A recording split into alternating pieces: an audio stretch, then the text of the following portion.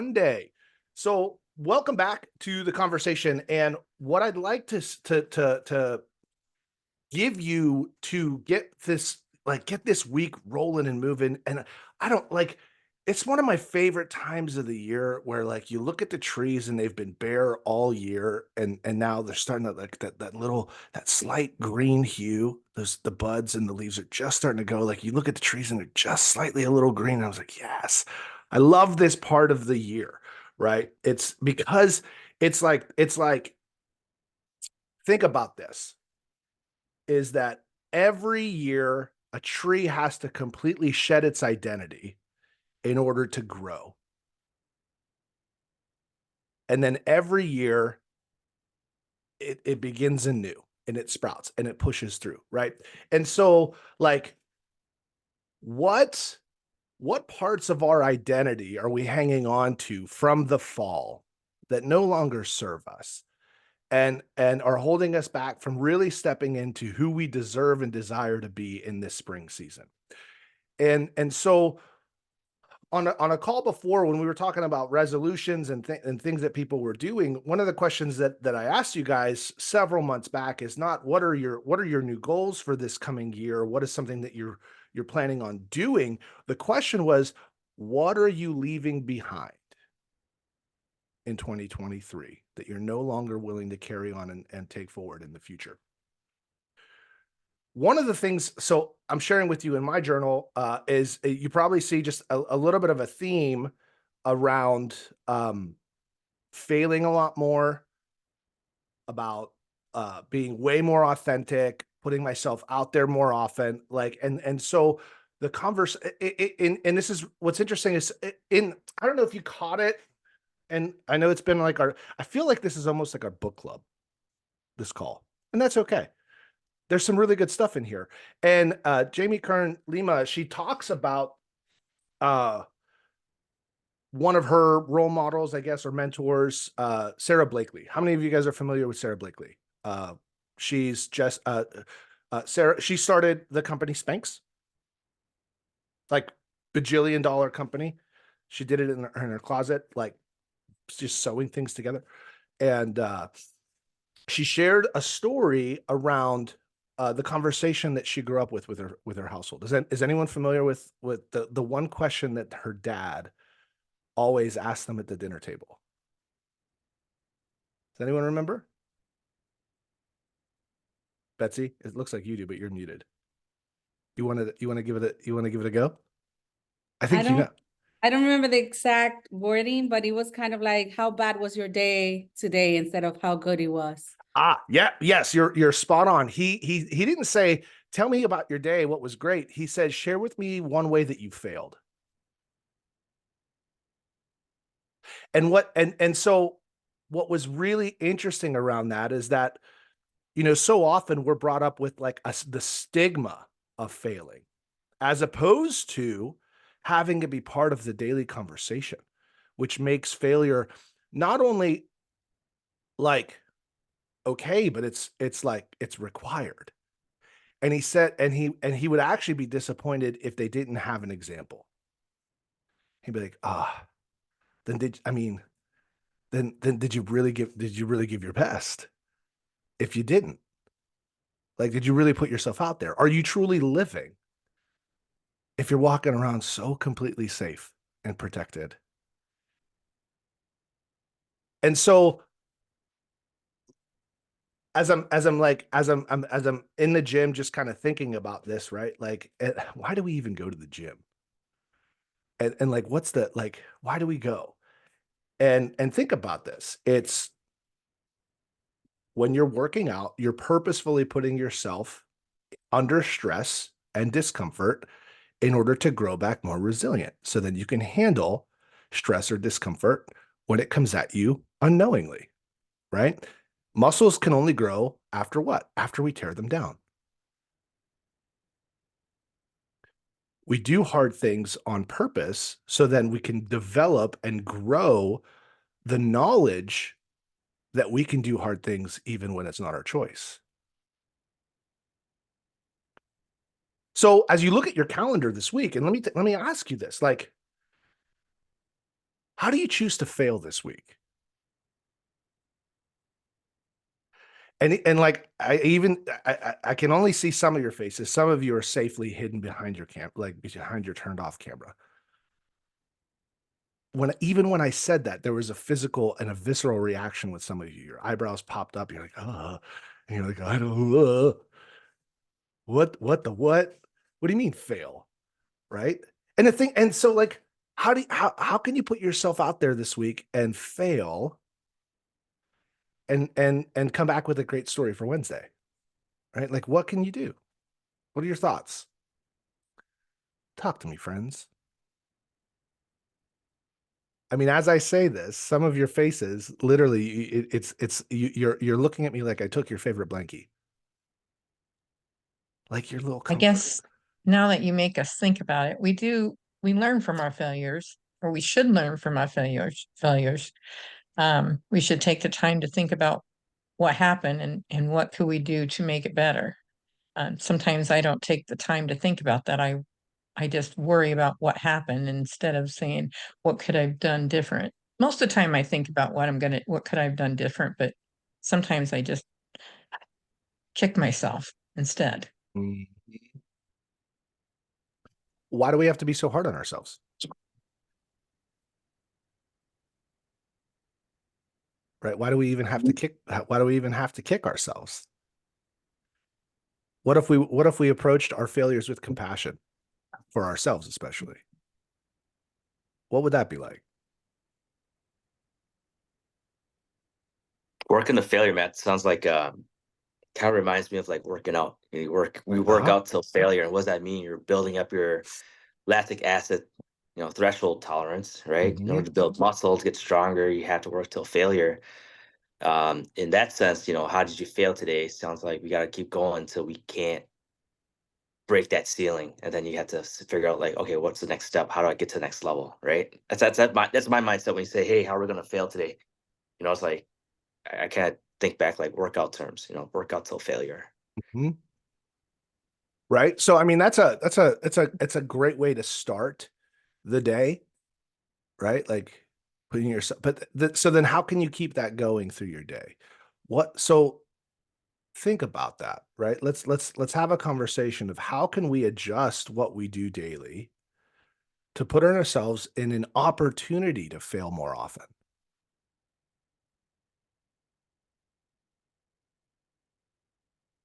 How would our conversations be different?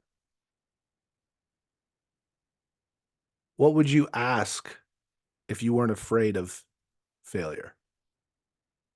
If you embraced it? Who would you reach out to if you weren't affected or you celebrated failure or discovery or however we want to reframe it, right? See what's interesting is Sarah Blakely's dad instilled in them an absolutely different definition around failure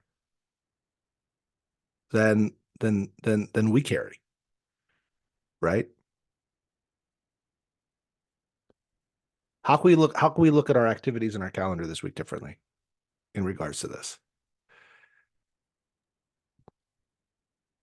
And so like the fear of failure, right? Let's talk about that, right? Like what is that actually?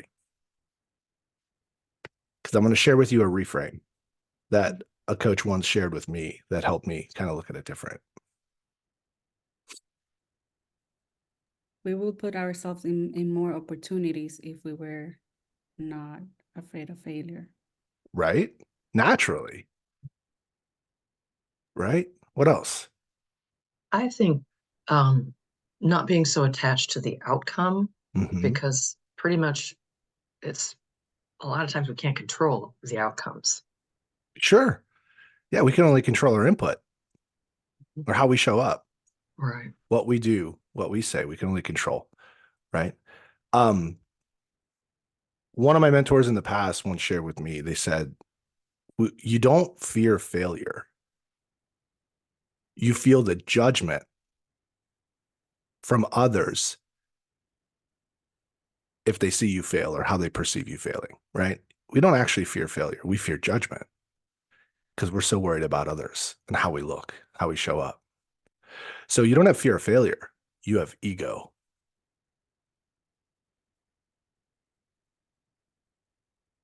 And we're so worried about our image.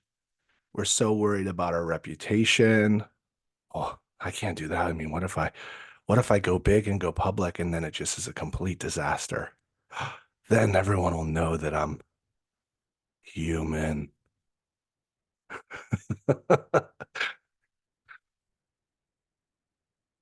Right? So how do we, so here's the thing.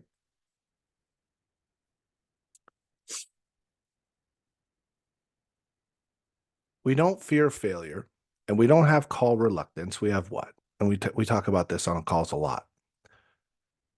What's really behind call reluctance or the fear of failure? What do you think? Being I rejected. think it's the Go ahead. exactly fear of rejection. The fear of rejection because we don't truly believe we have value. Mhm. Our fear of failure and our call reluctance is value deficiency.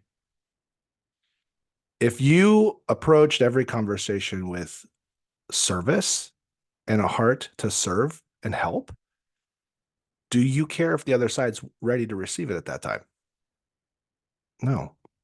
Do you care if they even look at you funny that way? Like, why are you even trying to help me? Like, stop trying to be so helpful. Like, why are you bringing me all these, like, this information that may be helpful for me and save me money? Stop it. Stop being so nice. See how silly that sounds? So what are the ways that we can increase our own perceived value?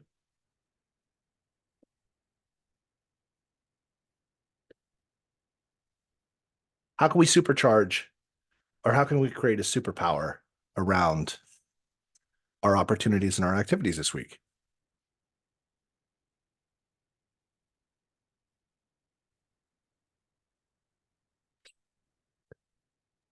Mindset I read a Monday book got a real. while. Go ahead. Oh, Yeah. sorry. No. I I was read a just book gonna a say. while back. I don't remember which book it was, but it was kind of talking around the same things, like knowing your worth, knowing your value. And they said, if you can't come up with yours, if you can't think, how can I increase mine? Ask, like, be really bold and ask some of your closest people. Like, say, hey, I'm working on this project for myself. What do you see as my biggest strengths and my biggest values that I can bring to a situation or a conversation? Don't tell me right now, like, really think about it. I want some serious feedback, good or bad. And that is interesting. What if you're like me, you're going to cry a lot when they come back to you and tell you all the good things.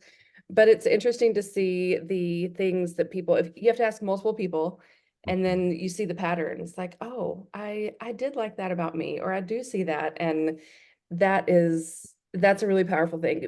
Ask people that you trust, that will be honest, and then listen to them, like take it to heart whenever they come back to you and tell you those things. Don't just be like, oh, well, thanks. Like really listen and believe them. Right on. Ariel. Yeah, kind of piggybacking on that. I probably I want to say 2 years ago, I asked 30 of my closest friends and family and some people that I don't get along with to give me a I think it's called like a 5 and 5, Okay. 5 strengths and 5 opportunities, and that was pretty eye-opening. Oh, wow. But I have not. So, I'm thinking for me personally, just got off like a company-wide call, and what our brokers were saying was like, you guys got to push for inventory. It's like, I don't think that I've deliberately put myself in a frame of mind to say, okay, as I'm going to cold call, I'm going to come from this place of my strengths that I know I have, as opposed to, okay, I'm going to cold call and do whatever and then give it my best shot. Theoretically, it's very different from saying, no, these things are true. Yeah. This is an affirmed value that is immutable. This is a part of who I am, and I can bring this, whether, like you said, whether the person accepts it or not. Share with us what those strengths are that you're willing to take to the calls. Like, how do you share with us how you see your strengths right now? Um, I think one off the top of my head, one of the ones that was most engaging for me, interesting for me was empathy. Okay. Uh, I think we can all agree that many of our clients, whether buyers or sellers, there's quite a bit of uncertainty that they're Okay. experiencing in the market, fear, Mhm. the ability to build rapport Mhm. is something that I believe I can leverage in um, Okay. on a more perhaps tangible sense, like visual. I have a strong visual eye. Okay. And as I've been looking at certain expireds in my area, at least, I'm like, it is mind bending. The like not only are they taking the photos on the iPhone, but it's like at like a 63-degree angle. Like they couldn't try. And Ah, that's an area where very simply it's just like, no, I care about your well-being. This was a disservice to you. This is actually disrespectful. yeah. And Yeah. that's an Yeah. area where I can lean in and come from value. So, uh, can I offer a suggestion, Ariel? And this is for Yeah. everyone on the call as well. Is I'd like for you guys to write down what are your 5 biggest strengths? Just like Ariel said, right? What are your 5 biggest strengths? And then what I'd like for you to do this week, before you get started on any of your activities, I'd like for you to turn those into powerful I am statements. And so, Ariel, you said one of your strengths is empathy. And so what is a powerful I am statement that you can make for yourself around empathy?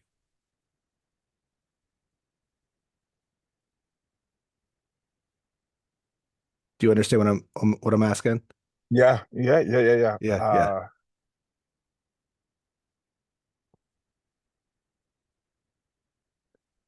And it can be super I simple. like I like the language of like, I am the kind of person who is authentically empathic. Ooh, love that. I am authentically empathic. Just that. And just even when I got to say that, I like it boosted my empathy score. I am authentically empathic. I am creative. I am someone with a great eye. I am service.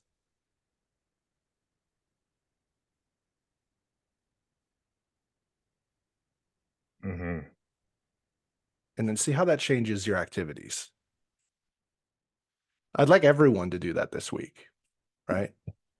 And if you feel super bold and brave, do what Ariel did, is reach out to some people and have them give you a 5 and a 5. I love that. Don't forget that feedback is the breakfast of champions. Be prepared to hear some interesting opportunities. I'd like to know what they are so I can work on them.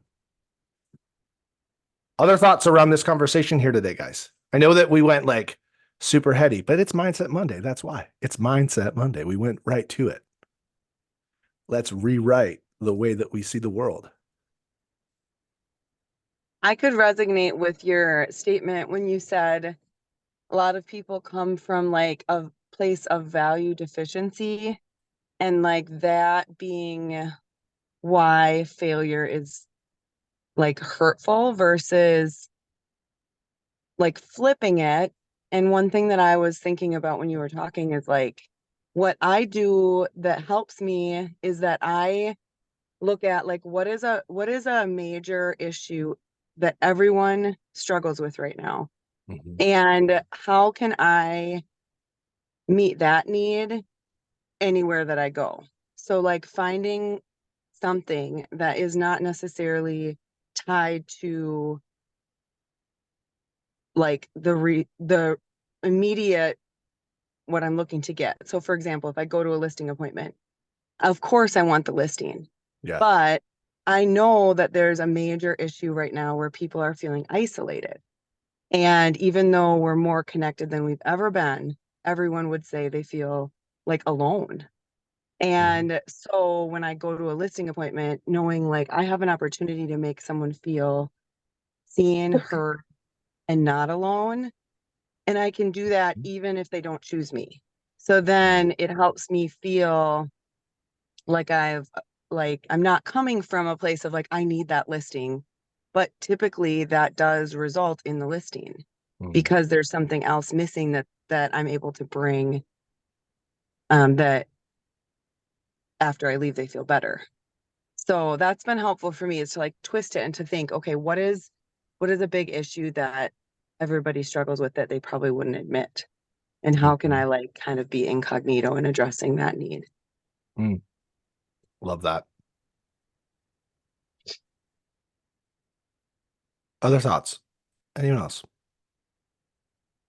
What are you processing? How are you experiencing today? How hard it's being for me to find those 5 things. Say what? It's how hard it is for you to find those 5 things?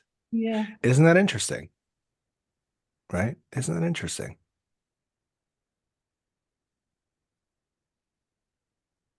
What if we just became like, what if it just becomes something that we have to start the day with? You know, write down what are 5 positively present strengths for yourself every day. What would you write?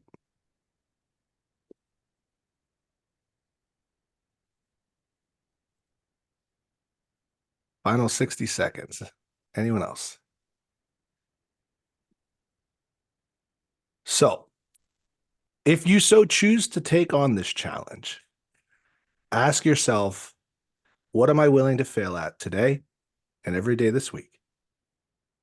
How can I approach life and my activities with high value? And what are 5 strengths that you can turn into powerful I am statements each day? And then go be a blessing to somebody.